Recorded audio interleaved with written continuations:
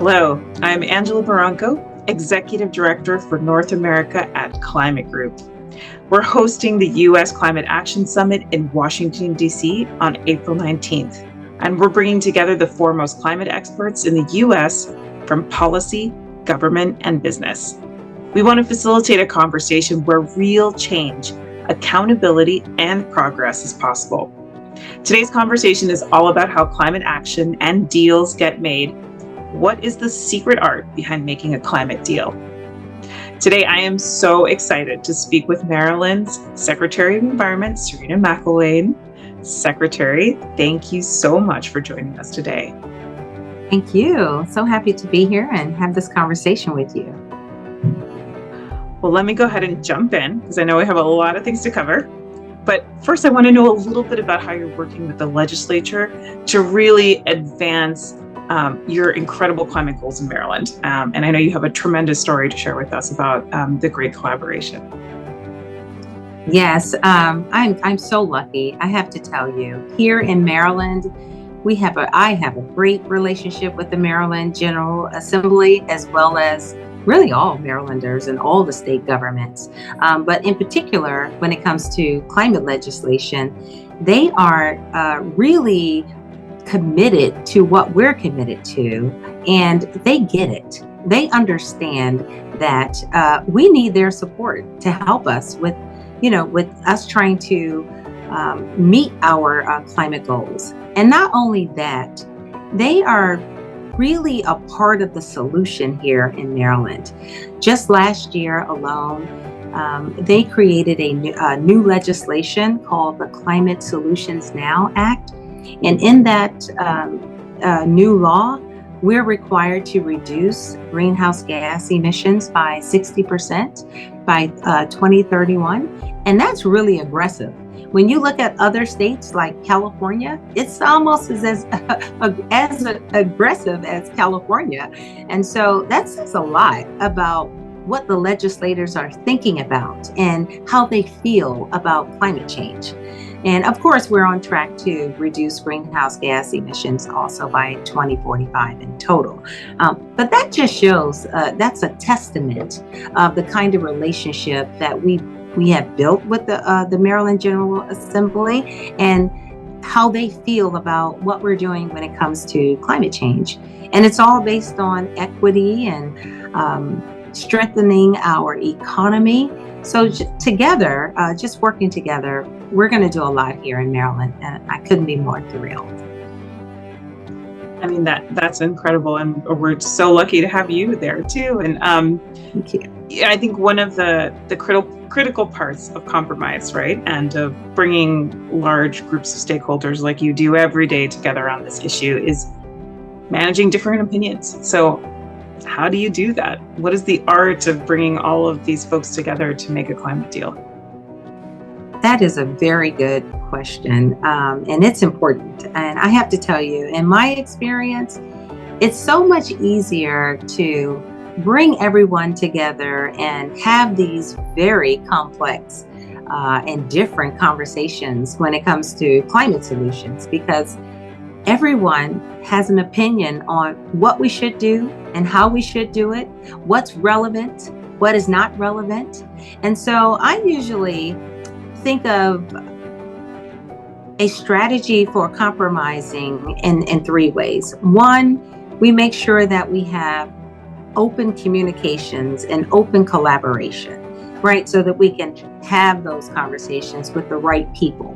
And one way that we do it here in Maryland is we have the Maryland Climate Change Commission. So that's just one example of a large committee where we all come together. You have scientists and advocates, local government, federal government.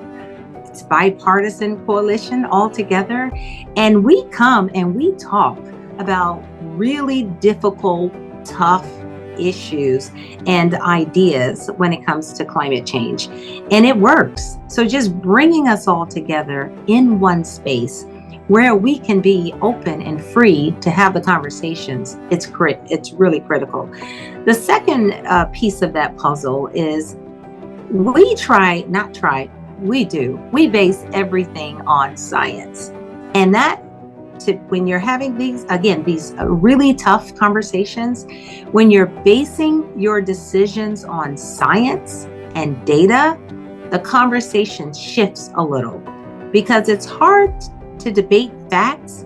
So we try to keep opinions out of the conversations as much as we can. And I think that's another way of compromising and ensuring that, we're all thinking about these things at the same way. And the last way for me that I think it's really critical in helping those conversations is to base the decisions and move the discussion to an equity issue, right? And so we try to look at everything from an equity lens, and that's a priority for me in general as I start this job as secretary. But I tend to think that it's really important that we do that, because I find in my experience that most people want to do things, and when it comes to climate solutions in particular, in an equitable way. And so I always bring us back to equity. So that's how I do it. I love it. I love it. I think everyone should be taking notes and using your 3-point approach to compromise. I love it because, the compromise doesn't just stop there, right? States are also a part of this broader community of states across the United States. How does, Maryland and states in general have a part of that conversation, as a country right now, especially? Yeah, we need to be one. We need to come together. Excuse me. We need to be at the table when we're having those conversations. So when you're developing national decisions, right? They have to be based on all the states because we're all different. Although air travels the same way from state to state, right? We still need to come together and talk about how these climate solutions and how does these determinations that we're making on pollution load and things like that, how does it impact us?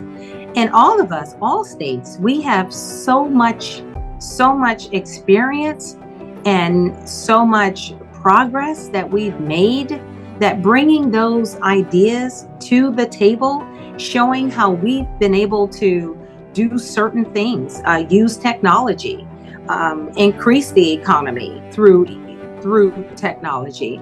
We get to bring all the experiences that we have because states do a lot. And we're oftentimes relied on and asked, hey, what are you all doing? And so it makes sense to have us at the table when we're having those conversations. I think that's great. I love that. I mean, and so much is happening in Maryland these days, and so much is happening across all of these states. I couldn't agree more. I think that's also true on a global level, right? So these nationally determined contributions come from, entire countries. But what is, in your mind, the role of the subnational, the state, in that global conversation as well? It's the same. When you're making nationally determined contributions of states, again, you have to include the voices of all. It's so important because we are on the hook to doing our part as a state. And so we want to make sure that when you're coming up with those determinations of what is the country's contribution. The country is one whole, but the country is a part of a lot of states. And so I think it's so critical that we are at the table when we're talking about global change, global contribution, and global climate issues. We need to be together as one. I love it. I mean, it couldn't have ended the conversation in a better way, especially in the lead up to our incredible U.S. Climate Action Summit on April 19th. And so, Secretary McIlwain, thank you so much for speaking with us and for all of your incredible insights. We really appreciate it. Thank you. And so for more insights into the work that states are doing alongside Climate Group and so many others, please tune in on April 19th. Check out our website and join us at the U.S. Climate Action Summit. Secretary McIlwain, thank you. Thank you. This is fun.